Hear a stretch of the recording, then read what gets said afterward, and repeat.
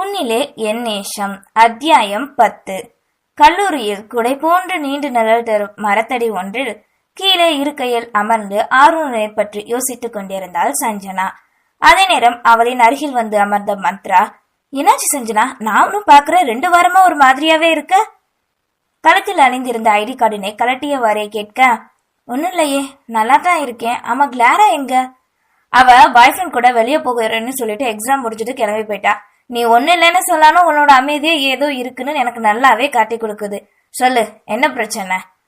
நான் நமக்கு project guide பண்ண சீனியரை லவ் பண்றேன். ஹாட்? ஏ, என்ன சொல்ற நீ? என்னால நம்பவே முடியல. எப்படி, உண்மையாவா? அப்ப சொல்ல வேண்டியதானே? இதுதான் என் மனசுலயும் ஓடுது. எதுவுமே தெரியாது, ஜஸ்ட் 3 தடவை பார்த்த ஒருத்த மேல காதல்னு சொன்னா அதை யாராவது நம்புவாங்களா சொல்லு? இப்போ நீ கூட நம்பாம தானே கேக்குற. இதுதான் இப்போ என் பிரச்சனையே. லூசு, காதல் எப்படி வரனாலும் வரலாம், அது காரணம் இருந்துதான் வரணும் இல்லையே. இப்படி மனசுக்குள்ள வச்சுக்கிட்டு இருக்கிறத விட சரியோ தப்போ அவன் என்ன நினைச்சாலும் பரவாயில்லன்னு சொல்லிட வேண்டியதானே. ஆனா அவங்க ஏத்துப்பாங்கன்னு தெரியலையே. அதுக்காக இப்படியேவா இருக்க போற? அவங்க ஒத்துக்கலன்னா சரி போ அப்படின்னு போக வேண்டியதான். ஒத்துக்கிட்டா புரிஞ்சுக்கிட்டு லவ் பண்ணுங்க, அது அப்புறம் பாத்துக்கலாம். இப்படி உன்னையே உனக்குள்ள கேட்டுட்டு இருக்காம அவங்க கிட்ட போய் சொல்லு. சரி, ஓகே. ஆனா அவங்கள எங்க போய் தேடுவேன் சொல்லு? இப்ப செமஸ்டர் நடக்குது, எனக்கு தெரிஞ்சு லேப் ஒண்ணுதான், அங்கேயும் இருக்க மாட்டாங்க. இந்த 2 வாரமா நானும் அவங்கள பாக்கணும்னு தேடிக்கிட்டு தான் இருக்கேன், ஆனா என்னால முடியல. ஓ, அப்படி ஒண்ணு இருக்குல்ல. ஒரு நிமிஷம், எனக்கு தெரிஞ்ச ஒரு அக்கா இருக்காங்கல்ல, அவங்களுக்கு நான் கால் பண்ணி கேக்குறேன் என்றவளோ தன் கைபேசி எடுத்து ஒரு பெண்ணுக்கு அழைத்தாள். அந்த பெண் எடுத்ததும் சிறிது நேரம் பேசிவிட்டு தன் கைபேசியை வைக்க அதுவரை அவள் பேசுவதை கேட்டுக்கொண்டிருந்த சஞ்சனா, என்னடி, என்ன சொன்னாங்க? வேகமாய் கேட்டாள். இப்போ வேகமா கேளு. இந்த வேகம் அன்னைக்கே உனக்கு இருந்திருக்கணும். ஏன், என்னாச்சு? அவங்கள பார்க்க முடியாதா? தவிப்போடு பதறி கொண்டு கேட்க, பார்க்கலாம், வர ஃப்ரைடே தான் சீனியருக்கு கடைசி எக்ஸாம். அதுக்கப்புறம் அவங்க வரமாட்டாங்க. அதனால கண்டிப்பா அன்னைக்கு அவங்க லேபுக்கு வர்றதுக்கான வாய்ப்பு அதிகம் இருக்கு. அதுதான் உனக்கு முதலும் கடைசியுமான கிடைச்ச சான்ஸ். சரியா? தேங்க்ஸ் டி. இதுக்கு போய் 2 வாரம் எதையோ பறி கொடுத்த மாதிரி இருந்தியாக்கும். நான் கூட நம்ம பிரிஞ்சு போறத பத்தி தான் நீ ஃபீல் பண்ணிக்கிட்டு இருக்கேன்னு நினைச்சேன். அதுக்கு எதுக்கு நான் ஃபீல் பண்ண போறேன்? சந்தோஷம் தானே படணும் என்க. அதை கேட்டவளோ சஞ்சனாவை கண்டு முறைத்தாள். ஹே, நான் சும்மா தான் சொன்னேன் மந்த்ரா, நமக்கான முடிவு இந்த காலேஜ் கிடையாது. ஓகே, எப்பவும் நான் உன் கூட கான்டாக்ட்ல தான் இருப்பேன். சரி வா, கேன்டீன் வரைக்கும் போயிட்டு வரலாம் என்றவளோ சஞ்சனாவை அழைத்து கொண்டு சென்றாள். தன் தோழி மந்த்ரா கூறியதை மனதிற்குள் ஆழமாக பதித்துக் கொண்டாள் சஞ்சனா. அவள் கூறுவதும் சரிதானே. எது எப்படியோ முதலில் மனதில் இருப்பதை வெளிப்படுத்த வேண்டும். அப்போதுதான் தனக்கு நிம்மதி என்று நினைப்பில் நடமாட ஆரம்பித்தாள். அவனின் மீது ஏதோ ஒரு ஈர்ப்பு என்று நினைத்துக் கொண்டிருந்தவளுக்கு நாட்கள் சென்றாலும் அவன் முகமும் நினைவுகளும் முதல் நாள் தவிர மற்ற 2 நாட்களும் அத்துமீறாமல் அளவோடு பேசியதை அனைத்தையும் நீங்கா நினைவாய்க்கொண்டு நாட்களை செலுத்தினாள் சஞ்சனா. ஒரு வழியாக வெள்ளிக்கிழமை வர மதிய நேரம் அவளின் லேப் வாசலில் இருந்த படிக்கட்டு அருகே வந்து வெகு நேரமாக சஞ்சனா காத்திருக்க ஒரு வழியாக அங்கே பிரசன்னமானான் ஆரூரன். 2 வாரங்களுக்கு பின் சஞ்சனாவை கண்டவன் முகத்தில் ஏதோ ஒரு மலர்ச்சி. அவளின் வருகை எதிர்பார்க்காது இருந்ததால் வேகமாக அவளை நோக்கி சென்றான். ஆரூரன் தன்னை நோக்கி வருவதை கண்டவளுக்கோ உதடுகள் திடிக்க கரங்கள் 2ஐயும் அழுத்த பற்றி மூச்சினை உள்வாங்கிக் கொண்டு நெருப்பின் மீது நிற்பது போன்றே நின்றாள். அருகில் வரவே அவளிடம் இருக்கும் வித்தியாசத்தை உணர்ந்தவனோ, என்னாச்சு இவளுக்கு? யோசனையோடு முன்னே வந்தான். என்னாச்சு சீனியர், எங்க நின்னுகிட்டு இருக்க? உரிமையானவள் போல் ஒருமையில் அழைத்து கேட்க, அது வந்து எதுக்கு இப்ப ரயில் ஓட்டிக்கிட்டு இருக்க? என்ன பார்க்க வந்தியா இல்ல வேற யாராவது பார்க்க வந்தியா? பதட்டத்தை அறிந்து கொண்டு மென்மையாய் கேட்டான். உங்களை பார்க்கத்தான் வந்தேன் ஆரூரன். சரி, என்ன விஷயம் சொல்லு. நீங்க இன்னைக்கு தான் கடைசியா காலேஜ் வருவீங்கன்னு கேள்விப்பட்டேன், அதான் உங்க பார்க்கலான்னு வந்தேன். தான் எப்படி கூற வந்ததை விட்டு விட்டு வேறு எதுவோ உளறுகிறோமே என்பதை போன்றே உணர்ந்தாள். அவள் கூறுவதை கேட்டு சிரித்தவாறே, பார்க்கவா? கரங்களை விரித்து கொண்டு கேட்க, இல்ல அது என்னாச்சு உனக்கு?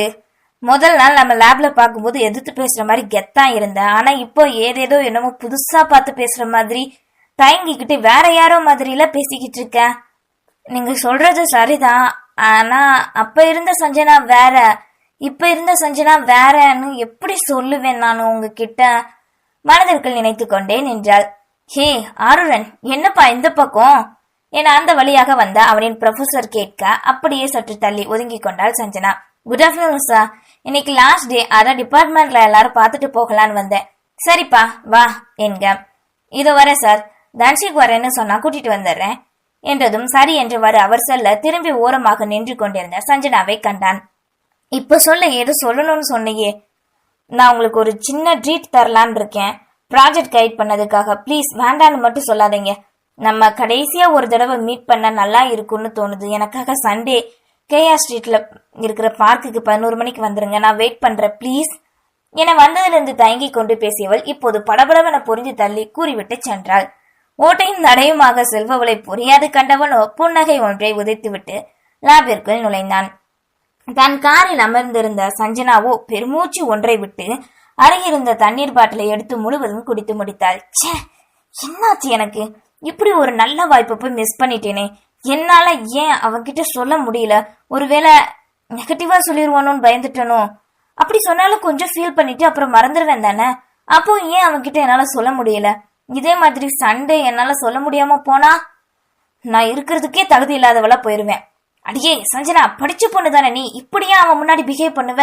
என்ன நினைச்சிருப்பானோ? இப்ப ஒருவேளை எதுவும் தப்பா நினைச்சிருப்பானோ? சச்சே, அப்படி நினைக்க வாய்ப்பெல்லாம் இல்ல. ஏன்னா நம்ம தானே எதுவும் சொல்லலையே. சண்டே வருவானா? வரலனா அதுக்கப்புறம் நினைத்தவளோ தன் கால்களை உதறி தன்னை தானே திட்டிக் கொண்டாள். மனதிற்குள் ஒரு நம்பிக்கை, ஆருடன் வருவான் என்ற நினைப்பில் தன் காரனை எடுத்துக்கொண்டு வீட்டுக்கு கிளம்பினாள். எப்போது சண்டே வரும், அவனை காண இன்னொரு வாய்ப்பு கிடைக்கும் என்ற ஏக்கத்தில் காத்திருந்தாள். எந்த நேரத்தில் தனக்கு காதல் வந்து தொலைந்ததோ அந்த நொடியில் இருந்துதான் வேறொருவராக மாறி தவறாக நடப்பது போன்றே உணர்ந்தாள் சஞ்சனா. இதே போல் மறுமுறை நடக்கக்கூடாது என்று வேண்டுதலோடு இருக்க, அவள் வேண்டுதல் கடவுளுக்கு செல்லவில்லையோ என்னவோ. காத்திருக்கலாம். அவள் காத்திருந்த அந்த நாளும் வர அன்று வழக்கத்திற்கு மாறாக தன்னை சற்று அலங்கரித்தவள் காரின் கீயை எடுத்துக்கொண்டு அறையிலிருந்து வெளியேறினாள். வா சஞ்சனா, என்னம்மா சண்டே அதுவுமா எங்கேயோ கிளம்பிட்ட போல? ஆமாமா, ஒரு ஃப்ரெண்ட பார்க்க போறேன். சரிம்மா, பார்த்து பத்திரமா சீக்கிரம் போயிட்டு வந்துரு, ரொம்ப நேரம் ஆக்காத. ஓகேம்மா என்றவாறு சந்தோஷமாக ஆருனை காணப்போகிறோம் என்ற நினைப்பில் வீட்டினை விட்டு வெளியேறினாள். அவனிடம் கூறியது போன்றே மிகப்பெரிய பார்க்கு 10 மணி போல் வந்தடைந்தவள் பார்க்கிங் ஏரியாவில் நிறுத்திவிட்டு உள்ளே நடந்து சென்றாள். காணும் இடம் எங்கும் குழந்தைகளை விட காதல் ஜோடிகளே அதிகமாக இருக்க, இவங்களுக்காகவே இந்த பார்க்க 24 மணி நேரமும் திறந்து வச்சிருப்பாங்க போலயே. மனதிற்குள் நினைத்தவாறு ஒரு இருக்கையில் அமர்ந்தாள். சிறிது நேரம் வேடிக்கை பார்த்தவள் பின் கைபேசியை நோண்ட சாட்டிங் செய்யவென்று தன் நேரத்தை கடத்திக் கொண்டிருந்தாள். 11 மணிக்கு வரக்கூறியவன் 12 மணியாகியும் வரவில்லை என்பதால் சற்று ஏமாற்றம் கொண்டாள். சரி, ஏதாவது வேலையாக இருப்பான் என நினைத்தவளோ இன்னும் சிறிது நேரம் நடைபயில பின் வேறொரு இடத்தில் சென்று அமரவென்று நேரத்தை கடத்தி கொண்டே இருந்தாள். வருவான் என்ற நம்பிக்கையில் இருந்தவளுக்கோ சிறிது சிறிதாக நேரம் செல்ல செல்ல நம்பிக்கை குறைய ஆரம்பித்தது. அவனை அழைத்து எப்போது வருவான் என கேட்கலாம் என நினைத்தால் மொபைல் நம்பர் தெரியாது. சரி, எங்கிருக்கிறான் என தெரிந்து தானே சென்று பார்க்கலாம் என்றால் அதுவும் தெரியாது. அவனை பற்றி தெரிந்த ஒன்று, அது அவனின் பெயர் மட்டுமே. என்ன செய்வதென தெரியாது காத்திருக்கவே செய்தாள். மாலை நேரமும் வந்துவிட இப்போது அவளின் அன்னையிடம் இருந்து அழைப்பு வரவே, சொல்லுமா என்றாள். எங்கம்மா இருக்க? காலையில போன, இன்னும் வீட்டுக்கு வரல. முதல்ல நீ வீட்டுக்கு வா, உங்க அப்பா கேட்டா நான் என்ன பதில் சொல்லுவேன்? அவர் வேற இன்னைக்கு சீக்கிரம் வீட்டுக்கு வந்துருவாரு.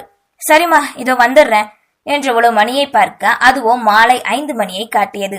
இதற்கு மேல் அவன் நிச்சயம் வரப்போவதில்லை என்பதை அறிந்தவளோ அங்கிருந்து கிளம்பினாள். நம்பிக்கையில் இருந்த தன்னை ஏமாற்றி விட்டானே என்ற கோபம் ஒரு புறம் இருந்தாலும் மனமோ அதை மறுத்து அவனிடம் மட்டுமே இருந்தது. மொட்டாய் மட்டுமே தன் காதல் நிலைத்திருக்கும் என்பதை போல் அன்றிலிருந்து இன்று வரை 3 வருடங்கள் கடந்தும் அவன் நினைவு மட்டும் சஞ்சனாவை ஆட்கொண்டே இருந்தது.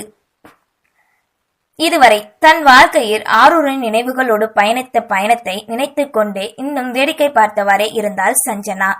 நிகழ்காலத்தில் அப்படி என்று அவன் வராததற்கு காரணம் தனக்காக வர முயன்ற போலீசாரிடம் மாட்டிக்கொண்டதே.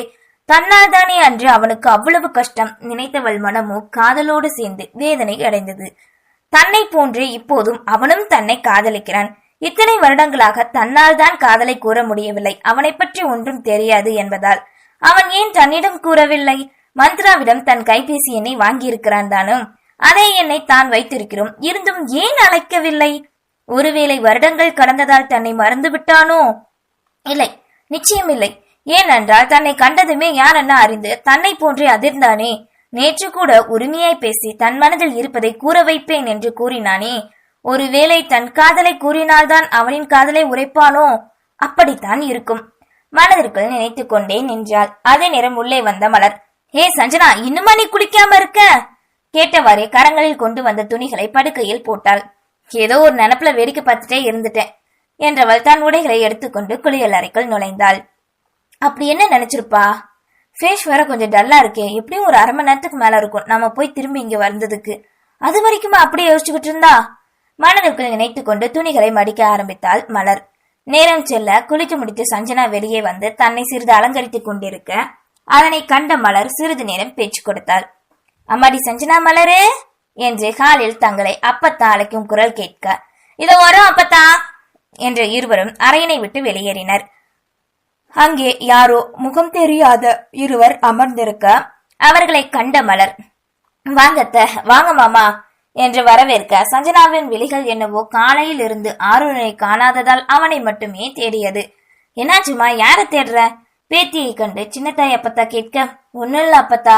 சரி வா, இப்படி வந்து அப்பத்தா கிட்ட உட்காரு. தன் அருகில் அழைத்து அமர வைத்தவர் தன் முன்னிருந்தவர்களிடம் அவளை காட்டினார். இவங்க உனக்கு சித்தி சித்தப்பா வேணும். உங்க அப்புச்சியோட தம்பி பிள்ளைக பக்கத்து ஊர்ல இருக்காக.